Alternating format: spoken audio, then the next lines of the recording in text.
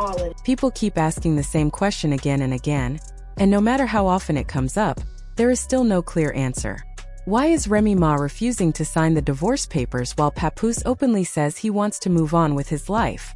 What once seemed like a painful but private breakup has now grown into a very public situation filled with tension, confusion, and unanswered intentions. This is no longer just about two people who fell out of love. It has turned into something much deeper, tied to control, money, pride, and unresolved emotions that continue pulling everyone back into the same cycle.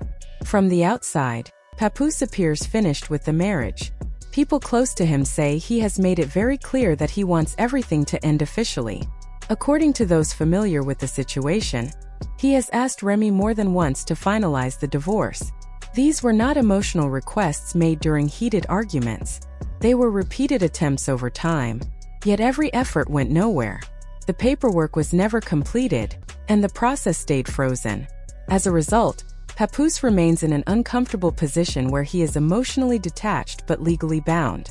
What makes this even more frustrating is that life has continued moving forward for everyone else. Careers are growing, new relationships are forming, and opportunities are passing by.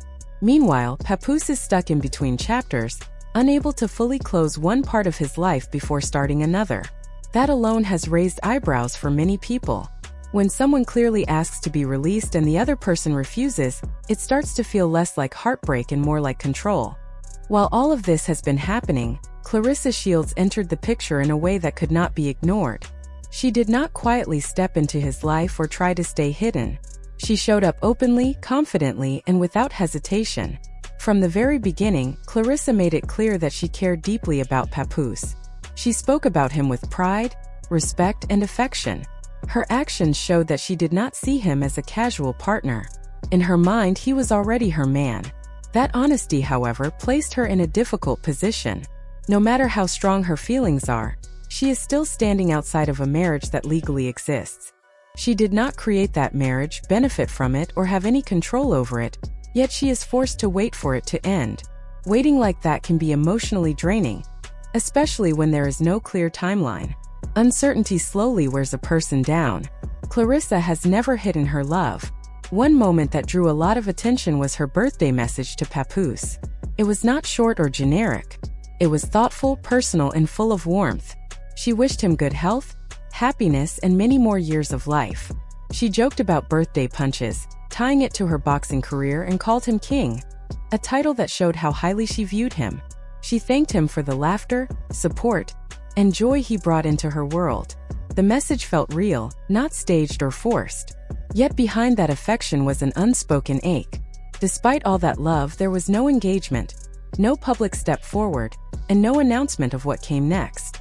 According to people close to the situation, the delay had nothing to do with hesitation on Papoose's part. The problem was legal, not emotional. Until Remy signs the papers, nothing can move forward. Papoose has reportedly shared his frustration with people he trusts.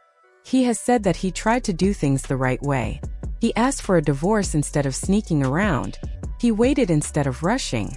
He tried to respect their history, the memories they shared, and the life they once built together. But respect can only go so far when the other person refuses to let go. That refusal has now started affecting more than just the two of them. It has spilled into Claressa's life as well. Things reached another level when Remy decided to release private text messages between Papoose and Claressa. Once those messages became public, the reaction was immediate. People analyzed every line and every word. The text showed Claressa feeling upset and emotional because Papoose did not tell her when he arrived home safely. In the messages, she acknowledged that he was married, but she also expressed that basic communication still mattered. She felt that even if he could not be with her physically or stay on the phone, he could at least let her know he was okay. Those messages changed how many people viewed the situation. Some felt sympathy for Claressa, seeing her as someone deeply invested in a complicated relationship with a man still legally tied to someone else. Others criticized the situation altogether, saying no relationship should reach that level without a finalized divorce. No matter where people stood, one thing was clear. Private emotions had been exposed, and that almost never leads to peace. Remy did not stop there. She went on to make serious claims, saying she had recordings of Papoose acting aggressively and even threatening to involve the police. Those accusations carried weight and caused immediate concern. Papoose responded quickly and denied those claims. He admitted that Remy was angry but said her anger came from the fact that he had moved on. Then he added something that shifted the entire narrative. He claimed that she cheated first. That statement changed how many people saw the situation. For a long time, Remy was viewed as the one who had been wronged. Once that detail entered the conversation, the story no longer seemed so simple. People began revisiting moments they had previously ignored, including her very public admiration for another man during a rap battle in late 2023. That support raised questions about loyalty and timing, especially since she was still legally married at the time. This led many to ask a simple but important question. If Remy has emotionally moved on and shown interest elsewhere, why continue holding on to the marriage? Why refuse to let Papoose go when he is clearly asking to be released? The situation intensified further when Papoose and Claressa were seen together in Hawaii around Valentine's Day. Photos and videos showed two people who looked genuinely happy. They appeared relaxed, smiling, and comfortable with each other. There was no secrecy. They were not hiding. They were living openly, enjoying the ocean, the sun, and each other's company.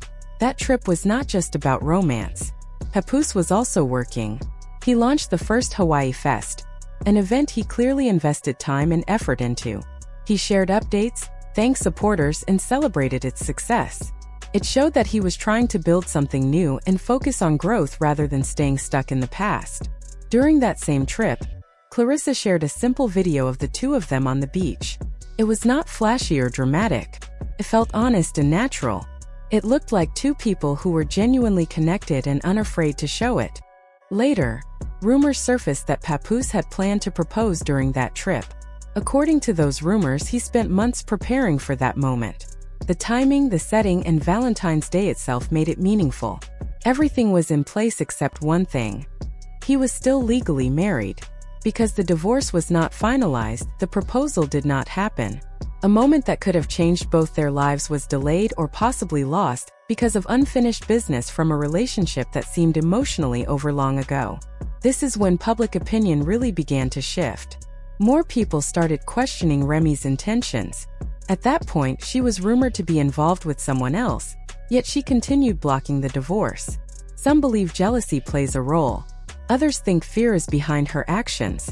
The explanation that comes up most often, however, is money. Financially, the situation is complex. Remy Ma's net worth is significantly higher than Papoose's. She has earned millions through music, television, appearances, and business ventures. Papoose, while respected in his own right, does not earn at the same level. In long marriages, the lower-earning spouse is often entitled to support. They were together for over a decade, meeting in the early 2000s and marrying in 2008. They separated in 2023 after more than 11 years together. That length of marriage alone strengthens Papoose's case for spousal support, especially considering what he contributed during some of the hardest years of Remy's life. When she was incarcerated, he stayed. He did not walk away or disappear. He supported her emotionally, financially, and publicly. He protected her reputation, promoted her music, and made sure her name stayed relevant. He stepped into a parental role for her son and kept their household together. Remy's success did not happen in isolation. While she deserves credit for her talent and effort, Papoose played a major role in keeping her career alive when she could not be present. When she returned home, their relationship became a television storyline that brought income and exposure. They were not just a couple, they were a brand. Papoose was central to that image, not a background figure.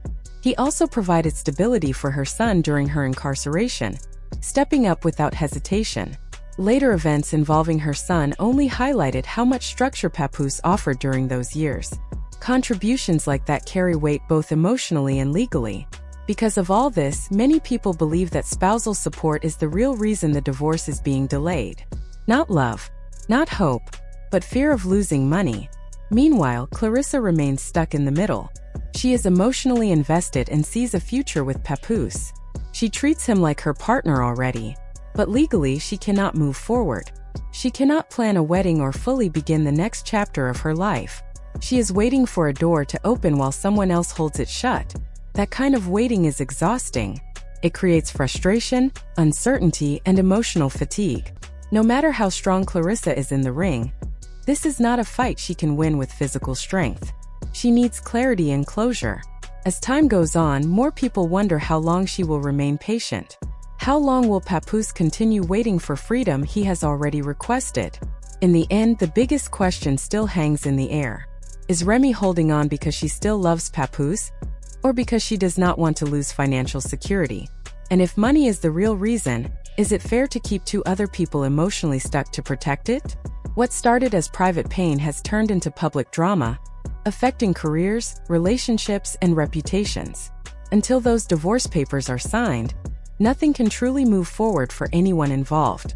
So the question remains: how long should Papoose have to wait before he is finally free to live his life?